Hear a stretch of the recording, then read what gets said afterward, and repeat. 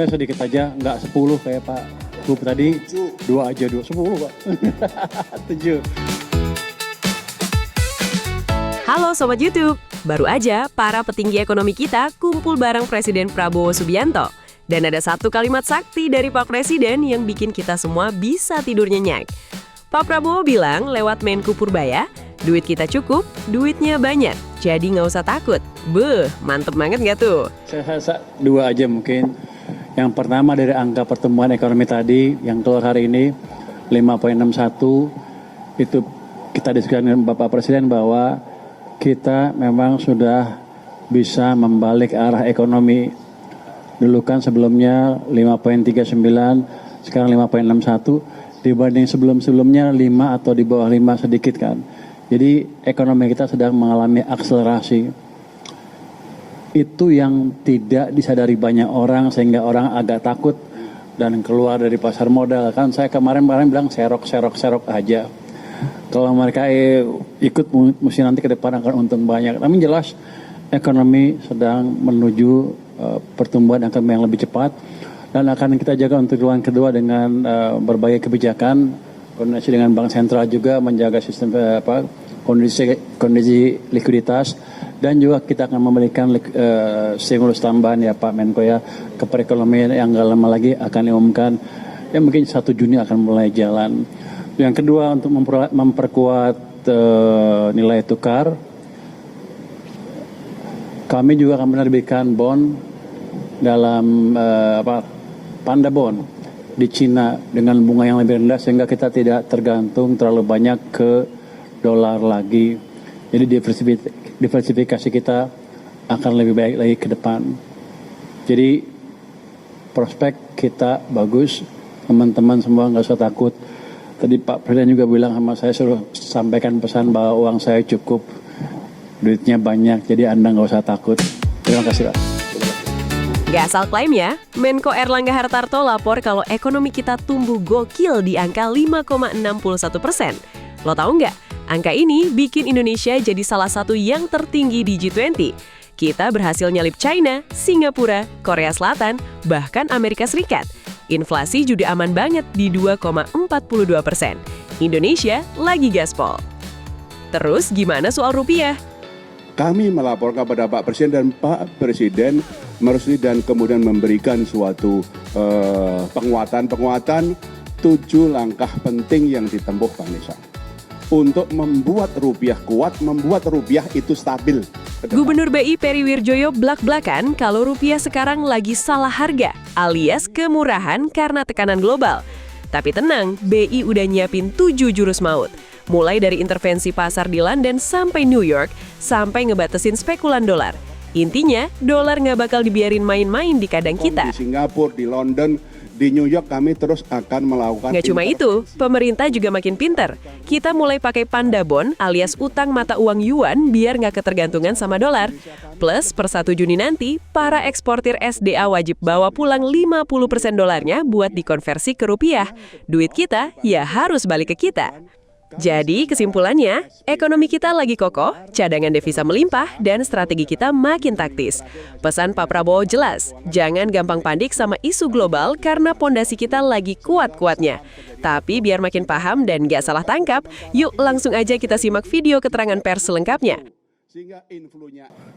Tadi rapat dengan Bapak Presiden dan dilaporkan kepada Bapak Presiden kondisi perekonomian saat ini yang dari hasil tadi pengumuman BPS di kuartal pertama baik, kita pertumbuhannya di 5,61 dan pertumbuhan ini adalah di antara negara G20 tertinggi.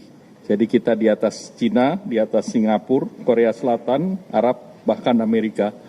Dan pertumbuhan ini di atas daripada ekspektasi dari berbagai lembaga yang biasanya mereka rata-rata di angka 5,2. Kemudian dari beberapa pertumbuhan kita melihat bahwa pertumbuhan konsumsi baik di 5,52%. Kemudian juga konsumsi pemerintah juga naik 21,31%. Kemudian juga dari segi ekspor dan impor juga positif. Dari segi lapangan usaha, sektor industri, sektor perdagangan, sektor administrasi pemerintahan, jasa lainnya, dan juga transportasi pergudangan, pertanian, dan konstruksi juga berjalan dengan baik.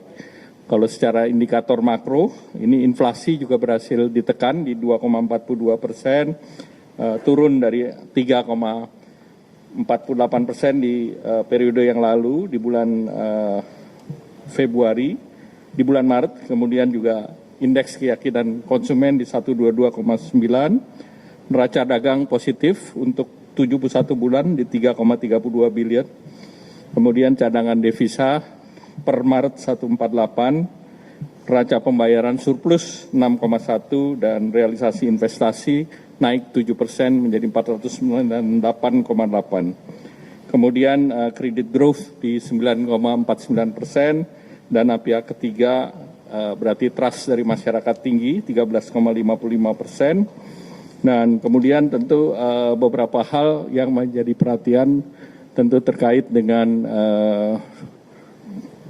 Bapak Presiden melihat terkait dengan capital outflow, dan capital outflow tadi didalami bahwa disebabkan oleh pasar modal, kedua SBN, dan ketiga dinetralisasi oleh SRBI. Dan tadi disepakati, dilaporkan ke Bapak Presiden, kesepakatan kerjasama antara BI dan Menteri Keuangan, sehingga ke depan ini bisa dijaga terkait dengan capital outflow. Dan selanjutnya terkait dengan rupiah, Bapak Presiden menanyakan, nanti dijelaskan oleh Pak Gubernur, terutama juga terkait dengan diperdagangkannya mata uang Indonesia secara forward di beberapa negara. Silakan Pak. Terima kasih Pak Menko, rekan-rekan sekalian, Pak Menteri Keuangan, Bu Ketua OJK, Pak Ketua LPS. Selamat sore, Assalamualaikum warahmatullahi wabarakatuh. Tadi dibahas dan mendapatkan arahan dari Bapak Presiden mengenai nilai tukar. Berkaitan dengan dua hal penting mengenai nilai tukar. Bahwa yang pertama, nilai tukar sekarang itu undervalue.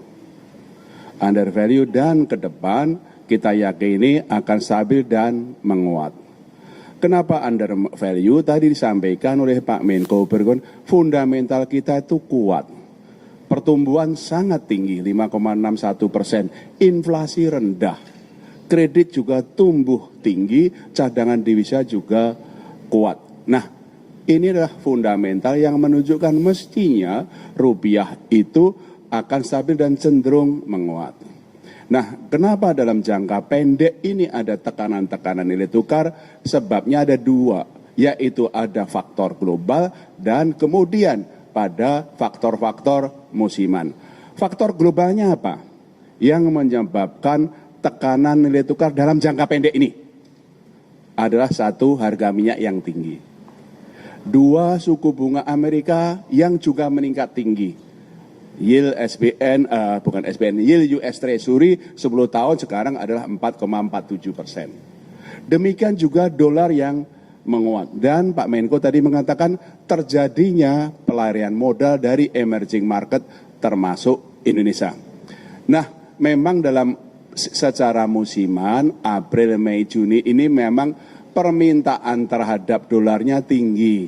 Ada untuk pembayaran repatriasi dividen, ada pembayaran utang, dan juga untuk jemaah haji. Tapi rupiah adalah undervalue dan ke depan akan stabil dan cenderung menguat. Itu nomor satu. Nomor dua, ya, kami melaporkan kepada Pak Presiden dan Pak Presiden merestui dan kemudian memberikan suatu penguatan 7 langkah penting yang ditempuh Bank Indonesia untuk membuat rupiah kuat, membuat rupiah itu stabil ke depan. 7 langkah pentingnya yang tadi kami laporkan apa? 1, kami akan terus melakukan intervensi secara tunai dan domestic non-delivery di dalam negeri, dan juga non-delivery forward NDF di pasar luar negeri, di Hong Kong, di Singapura, di London, di New York. Kami terus akan melakukan intervensi untuk menstabilkan rupiah baik di dalam negeri maupun dari luar negeri.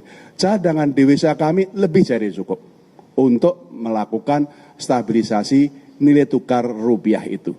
Yang kedua, tadi Pak Menko sudah menyebutkan, karena sementara ini SBN itu keluar, kemudian saham meskipun dalam minggu-minggu terakhir hasil koordinasi dengan Pak Menteri Keuangan sudah mulai inflow, tapi year to date masih outflow. Sementara saham terjadi outflow, sehingga kami bersepakat untuk sementara ini SRBI dibuat perlu inflow. Sehingga inflow-nya SRBI bisa mencukupi outflow-nya SBN dan saham, itu koordinasi kami dengan Pak Menteri Keuangan sehingga betul-betul menjaga inflow-nya dari portfolio asing itu masih year to date-nya masih terjadi inflow dan itu memperkuat nilai tukar rupiah. Nomor 3, ini juga koordinasi dengan Pak Menteri Keuangan, BI akan terus membeli SBN dari pasar sekunder.